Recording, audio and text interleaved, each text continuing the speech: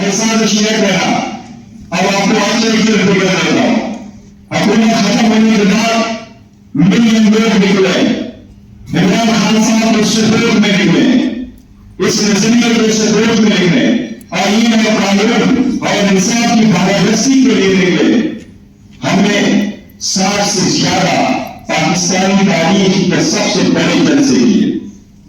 ہم نے اس ملک میں 300 سے زیادہ کنونشن کی, 500 سے زیادہ ریلیز ہم نے نکالی, اور اس سب میں ہم آپ کو یہ کہہ رہے ہیں کہ سارا رپورٹ نکال دیں گے.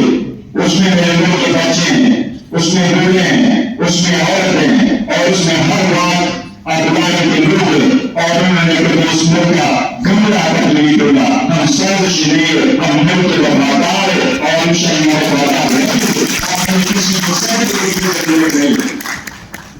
ہمیں دل ہوتا ہے کہ الیکشن کے بعد جب ہم کوشش کرتے ہیں آگے کی طرف بڑھے, کون ہے جو پیچھے کی طرف بڑھے ہوا ہے.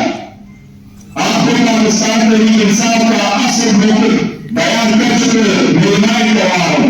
میں عنایت دے کوئی ضرورت نہیں تھی پریس کانفرنس کی. ہمیں اتنا ایکسکلوسیولی کر کے ٹارگیٹ کرنے کی. 264 کور کمانڈر کانفرنس 3 5 بار شروع ہوئی تھی. 264 کور کمانڈر کانفرنس منگل کے دن 5 مارچ شروع ہوئی تھی. 6 مارچ کو اڈیالہ جیل میں خان صاحب کا ٹرائل تھا. میں جو وہاں موجود تھا, اس ٹرائل کے بعد میں نے پریس ٹرائل کی تھی اور میں نے موقف بتایا تھا, لیکن وہ خان صاحب کے موقف میں ریپیٹ کر رہا تھا کیونکہ خان صاحب نے 6 مارچ کو جیل میں 264 کور کمانڈر کے پریس ریلیز سے دفاع کیا تھا, اور ہم کنڈم کر کے تھے. ہمارا حوال بنیے گے تو اس چیز میں دوسرا اس سطح پر جاؤ کہ خان کا کس نے ڈر کروایا تھا, وہ سارے پولیس مقابلے کے سامنے رکھو. ان لوگوں کو ہم کا 25 مئی کو ہماری پٹیشن پڑھی ہے. یہ خان صاحب نے جیل کے اندر کہا تھا آپ گلمائن کروا رہے ہو, وہ دوبارہ گوگل کر کے دیکھیں. یہ ہمارا آفیشل اسٹیٹمنٹ ہے. ہم نے کہا ہماری پٹیشن سپریم کورٹ میں اور کہا جائے.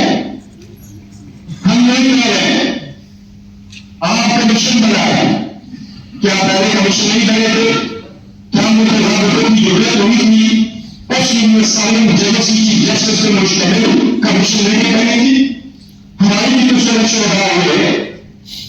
ہر بات میں یہی کوشش کہ ہم پریس کانفرنس کریں, آپ کی پریس کانفرنس کریں, لیکن ہمیں اپیل کرتے ہو 70% عوام کے منتخب نمائندے ہوتے ہوئے پارلیمان میں آگے بڑھنے کی کوشش کرتے ہیں, آگے بڑھنے کی کوشش کرتے ہیں. آواز چھپایا جاتا ہے. جیسے محمد صاحب نے کہا ٹائم مانگے تو ٹائم کا بدل کے ٹائم نہیں دے دیتے, بات کرے تو اس کو میوٹ کراؤ, صرف اس لیے کہ قوم کی خاطر آواز اٹھاتے. خان صاحب برباد ہو چکے ہیں, ملک بھی ہمارا ہے, فوج بھی ہماری ہے, اور انشاءاللہ کون ہے جو اس میں کم پتہ ہے. میں نے آپ کو بات کر رہا اپنے آفیشل اسٹیٹمنٹ, اس ملک کا دیا ہوا فگر اور الزامات جو لگائے گئے دوبارہ ہم ان سارے الزامات کو یکساں مسترد کرتے ہیں. اور جس نے بھی ہمیں انتشاری کروا رہا ہم ان سے بھی معافی کا انتظار ہے, ہم مطالبہ کرتے ہیں معافی آپ کو سرکار سے. ہم جان کے نظام میں دیکھیں آپ کا دفاع کریں گے, آپ کی سوچ سے ہمیں جان سے عزیز ہے, لیکن ہمارے یہ ہوتے ہیں یہی الفاظ خان صاحب نے 6 مارچ 2024 کو اڈیالہ جیل میں اس سارے میڈیا کے سامنے بتائے تھے, اور میں نے یہی الفاظ باہر آ کر میڈیا کو پریس کانفرنس دوبارہ کیے تھے. ایک بات میں صرف یہ کہتا ہوں, اور یہ افسوس کا بات ہے جو میں کرنے جا رہا ہوں, اگر انتشار پیدا ہوگا تو انتشار میں کس کا پیدا ہوگا؟ آخر میں صرف میں ایک شعر کرتا ہوں، میں نے کبھی شعر کی غرض نہیں ہے، لیکن بات ضرور کرتے ہیں، کوشش کرتے ہیں کہ ملک بیان ہو، ملک آگے کی طرف بڑھے۔ ہم نے آئندہ کو جس طریقے سے کل بتایا گیا، ہم نے آئندہ کو کوئی لیکچر نہیں دیکھا جس میں ہم نے یہ کہا ہو کہ پاکستان کی امداد بند کر۔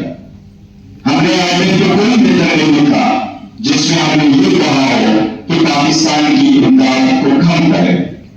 ہم نے ان کو رمائن کرایا تھا کہ free fair and transparent election کرانا آپ نے ایکسپٹ کر دیا تھا، اور ہم ان کو یہ کہہ رہے ہیں کہ حکومت نے جو ہمیں آندول نہیں دیا، جو ہم پارلیمنٹ میں کہتے رہے کہ اسرائیل اور ایران جس اسٹینڈ اپ پہ وزیر خارجہ نے اعتماد میں نہیں دیا پارلیمان کو، سعودی وقت آنے کے بعد پارلیمان کو اعتماد میں نہیں دیا گیا، اسی طریقے سے ہم یہ پوائنٹس اٹھاتے چلے آ رہے۔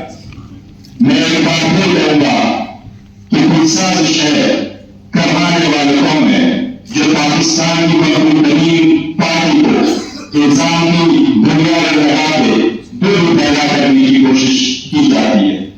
اس لیے بڑا سامنے صحیح کہا ہے، چناب سب کی بجیں گے ہماری سیکھیں نہیں، انتشار ہوگا تو پیدا بھی ہوگا۔ اللہ کا